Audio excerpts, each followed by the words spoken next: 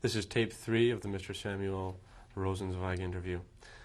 So your parents enrolled you in a course. What kind of course was this? They were given several courses. The course I was enrolled in was electrical. It was very well taught theoretically, with very little practical, hands-on. However, my parents seen to it that the only one Jewish firm, which was a big firm, Fischgrund Electric, had several workers, and somehow he got me into their money or whatever they did, I don't know.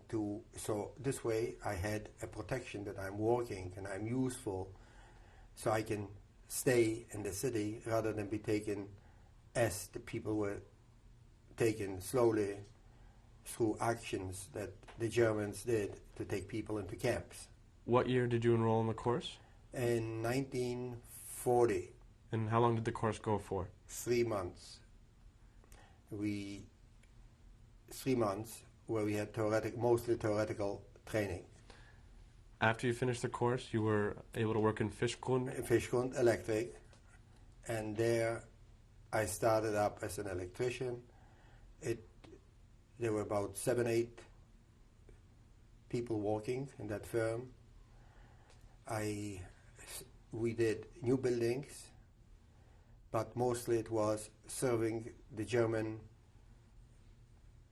occupational administration and political and police forces in our town. How long did you work for Fischgrund? Till 1943. So the Germans allowed a Jewish company to work for them until 1943. That company was taken over by a German Treuhänder. That means administrator, which he was actually the owner. We were just working for him. And I was engaged in doing first works in the city. For instance, there were restrictions where a Jew can go and where a Jew can't go. Certain streets, certain areas. There were restrictions a Jew couldn't travel. There were restrictions a Jew couldn't walk certain streets where were especially for almost Germans. I had a special permission to walk in those areas because of the services that I did were for the German people. While I was working there, tragically, my family, which was then consisting of my parents and one sister living together, and the other brother living separately with his wife, Yaakov. And on May I will go away from the work now. I will go about what happened to my family, which is That's fine. Continue. in my mind.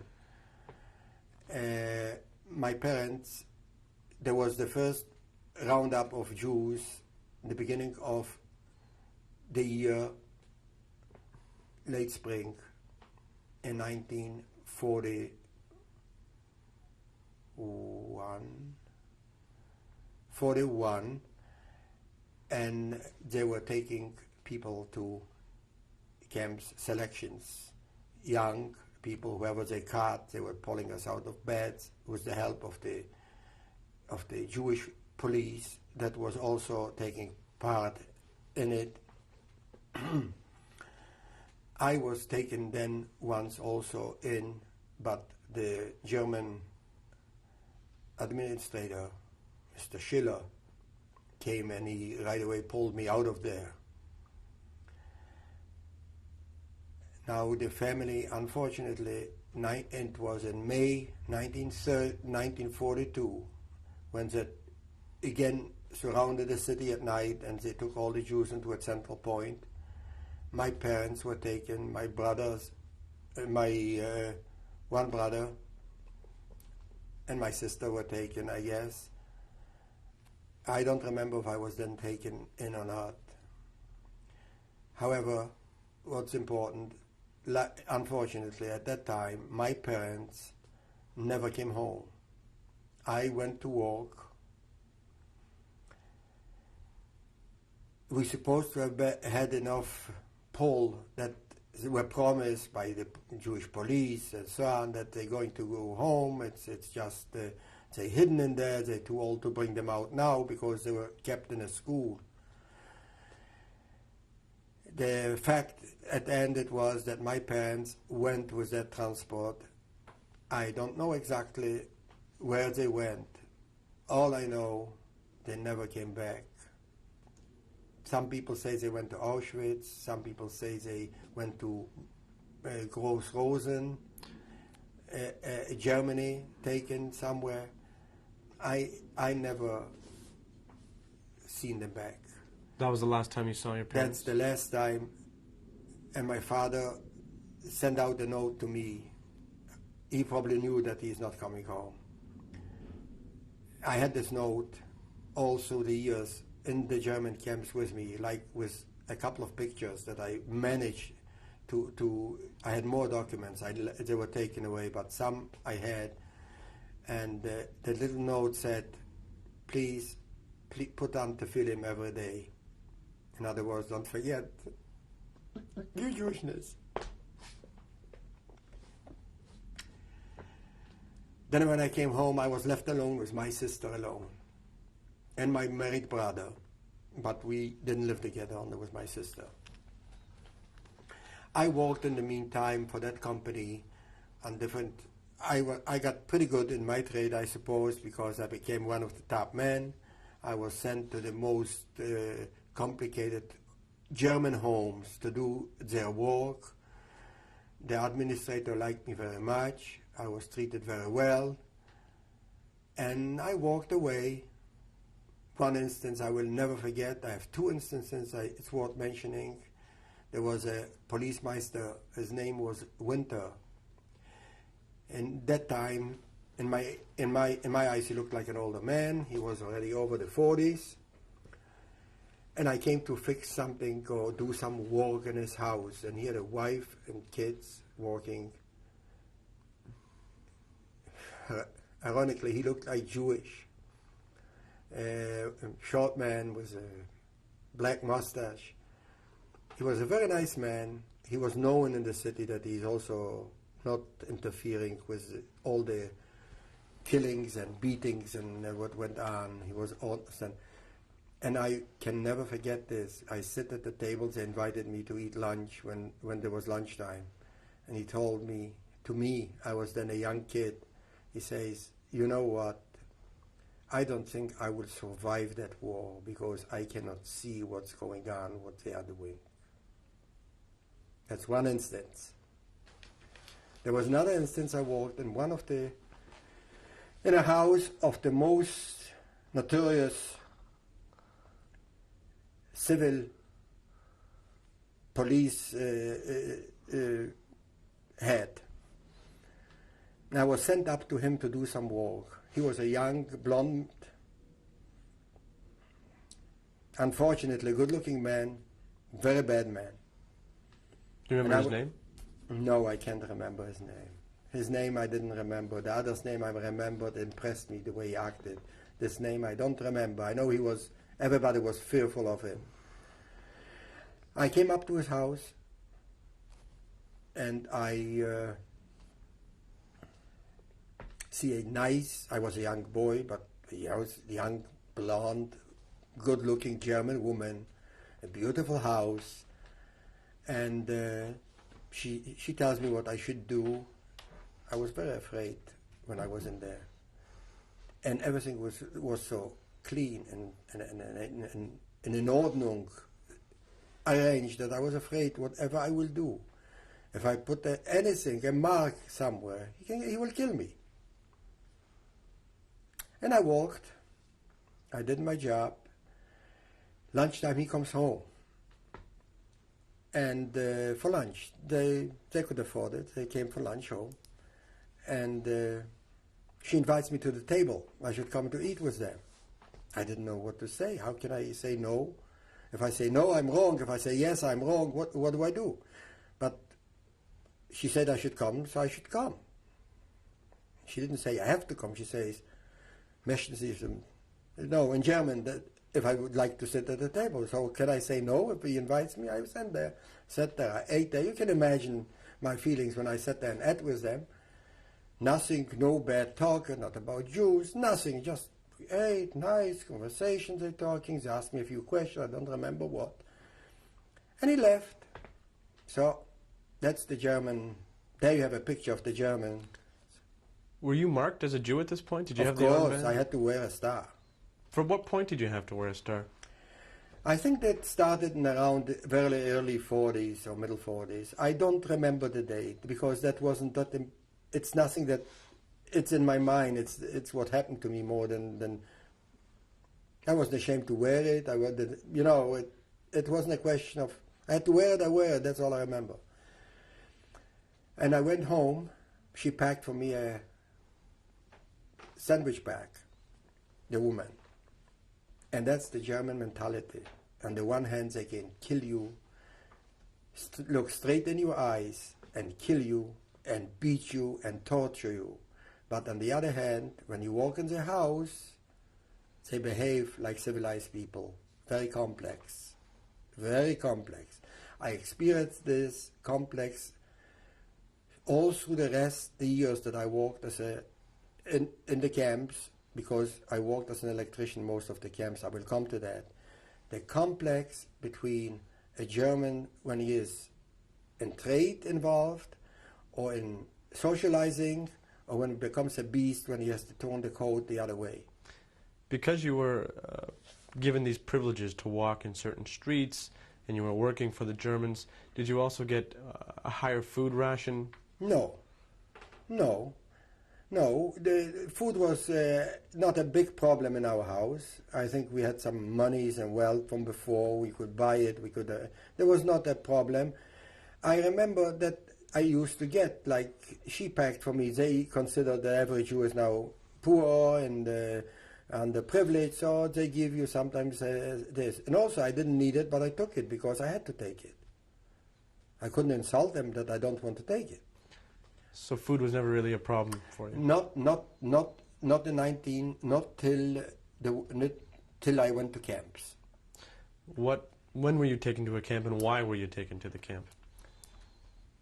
I would like to go very short on the time before I went to camp, when they liquidated the city.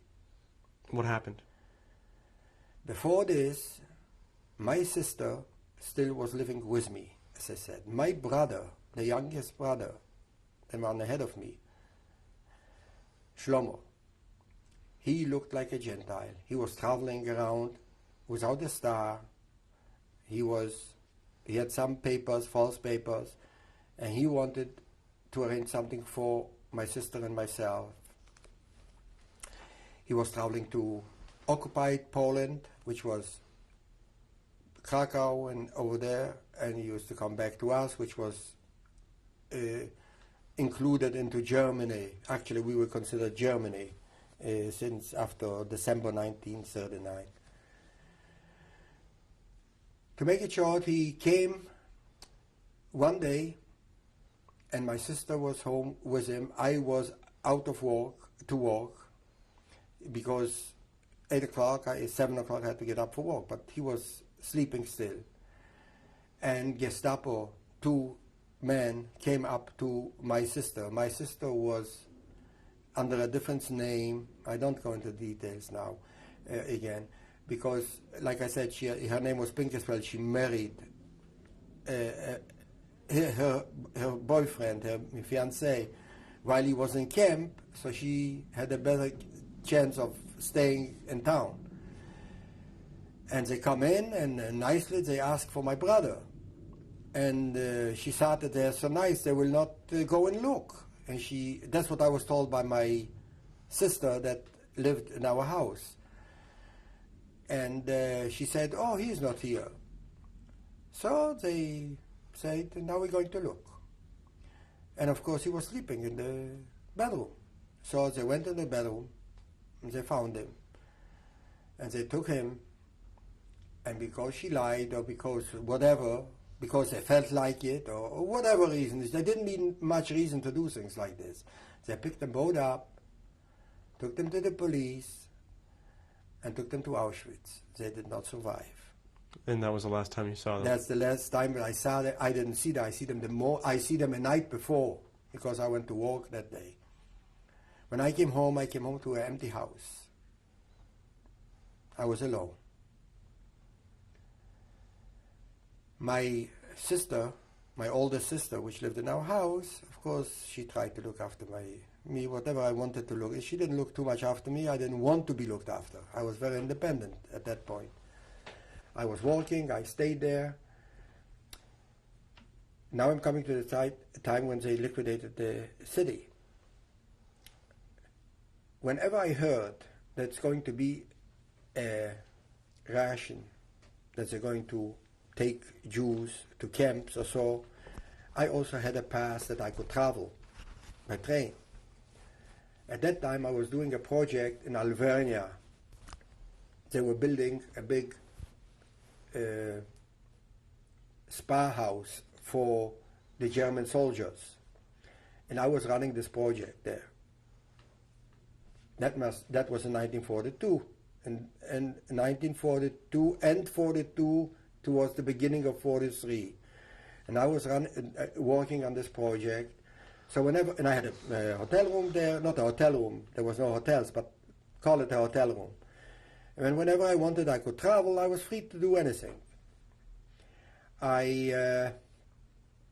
Whenever I heard that's going to be a ration or something, so I left town and I slept there. And whenever I felt like, I came home.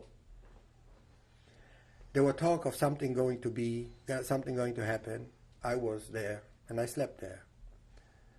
And I used to call in by telephone to the boss, which was a German, Mr. Schüller, and ask him what's doing.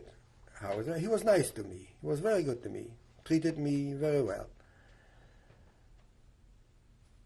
Next day I call in and he tells me, I don't know what you should do. It's bad. They're rounding up all the Jews. They're taking them all away. I don't know what you should do. Do what you can. I was not smart enough to ask him, maybe you can help me, maybe you can hide me. I was too naive or stupid, whatever it is. I never even approached him about this. So now I had there another boy, which was also Jewish. He was working with me, for me. And we thought, what should we do? Rather than sit there, at least for a few days, because nobody would have touched me, I decided we're going home. We'll see what happens at home. They took everybody. What's the use sitting here? Nothing occurred to me about running away or hiding or trying to do something. I go home. On the way home, I come by train. As I go from the train station, which, like from the train station, there were two ways to go. One way to the area where only German and Poles could go and non-Jews. And there was another approach, like a fork, where Jewish people could go. And they were taking, as I get off the train and I walk towards there, I noticed that they're taking a transport, and that was the last transport, that was 2 days later, I guess, that they picked out from the bunkers and and they're taking them down to the train to go to Auschwitz. I say to my friend, let's take the bands off, because I had to wear the band. So we took this all off, and let's go through the other street. And I don't think I should have done this, because every other German knew me. If I walked the other streets, they would recognize me. But logic wasn't the main reason. I just walked there and I walked. Nobody stopped me. Nobody, because I was afraid to go there with the transport, because there they will right away can take me into the transport. And we went the other way. And I went to the committee, the Jewish administration committee that was. I get there. There were a few, 2 or 3 administrators still left to liquidate. And it so happened that the boy that was with me, his father was once in the Jewish community. It was Protektia that he worked there also, because like I was there and he was there. His father was a big man in there. He was a good man, everything fine, intelligent man. And his mother was still there. Her father wasn't there already. His father wasn't, but his mother. So he went to his mother. But what do I do? How can I go to, how can he look after me? To the house I couldn't go. I was told not to go to my house because Poles already occupied my house. And they would kill me or give me to the Germans.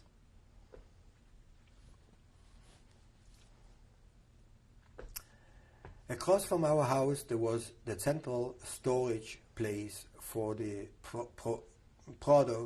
produce that were brought in for the Jewish population from Sosnowiec, Schrodula. That was the center of the Third Reich Jewish Verwaltung. And I walk over there, and there were people also working, liquidating it. What they did is all the produce was taken by trucks to Sosnowiec, because that was assigned to the Jewish ghetto.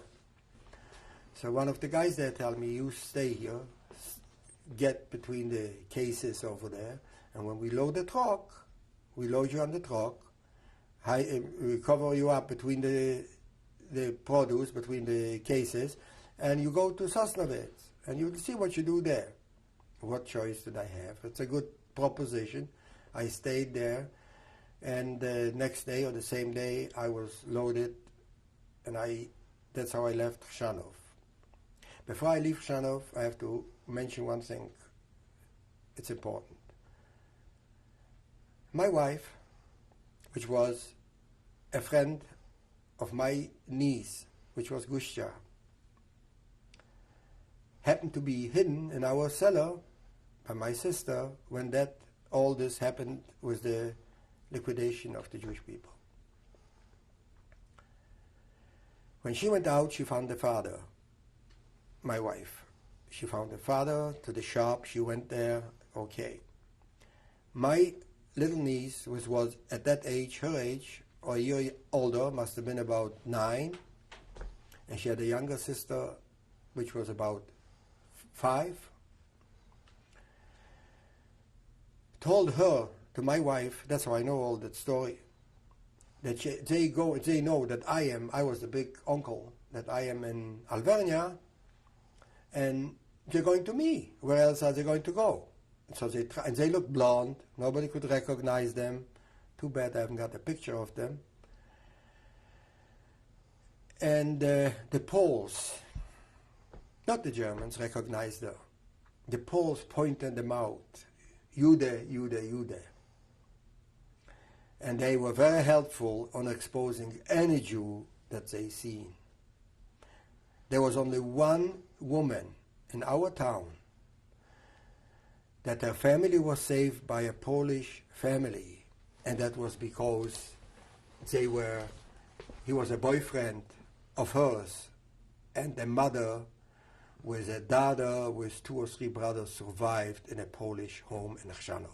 So the nieces were pointed out by a Polish woman. And they were killed. Now I went by truck to Schrodula, which is a ghetto in Sosnowiec. When they unloaded the trucks, that was already cold in the evening. Oh, that was on 18th of February, 1943. Okay. The liquidation. It was pretty cold. And I was very cold. I had no clothes. I had nothing. I had no money. I had my tools.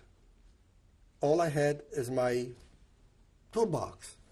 That's what I traveled with, because I figured this way they won't recognize I'm a Jew. And that's all I had also. So I traveled like this from Alvernia to Chrzanów, and I took it with me because that's all I had to Schrodula. I sit there, they unloaded the stuff, and I'm exposed, and I sit there, and I don't know anybody. I had no family there, nothing, and I don't know where, and how shy I was. I didn't know where to go and what to do. An old man comes up to me, Or he walks by and they ask him, what's he sitting here? I could hear it. So they say, oh, that's a boy that ran away from Chrzanów and Zebat. And the brothers, he lived in that house. Downstairs was the magazine. So he says, boy, an older man, you could see a poor man. He called me up, come to my house. You are called, come to my house. He took me up to his house, let him rest in peace. It was a very poor family. It wasn't so organized, it wasn't so, I don't want to say nothing bad, but it was poor, very poor home. And there was a small stove in the kitchen. They lived, I think, in 9 rooms, or maybe one more room, I don't know. I sat in there maybe a few hours.